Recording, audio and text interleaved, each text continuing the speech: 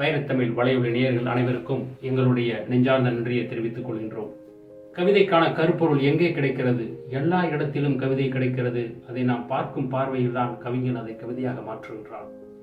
அந்த வகையில் இன்று சாலை ஓரத்தில் நடந்து வருகையில் ஒரு சாலை ஓர ஓவியன் ஒரு இறைவன் படத்தை சாலையில் வரைந்து வைத்திருந்து யாசகம் பெற்றுக் கொண்டிருந்தான்.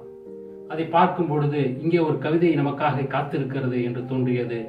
அப்படி எழுதப்பட்ட கவிதை தான் இந்த கவிதை. ஓவிய காரணம் கடவுளும். ஓவிய காரணம் கடவுளும். ஒரு கையில் பீடி, மறு கையில் சாக்பீஸ், சாலையே கரும்பலகை, புகைத்தபடியே வரைந்து கொண்டிருக்கிறான் ஓவியத்தை.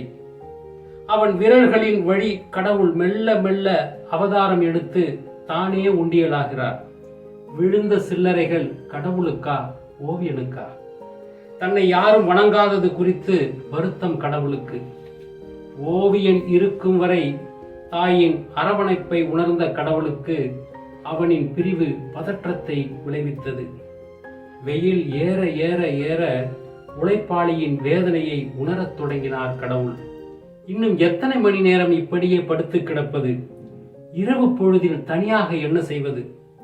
வாயில் பான் பராக் போட்டபடி நடந்து வருபவன் தன்னை என்ன செய்வானோ என்ற அச்சத்தில் நடுங்கிக் கொண்டிருக்கிறார் இறைவன்.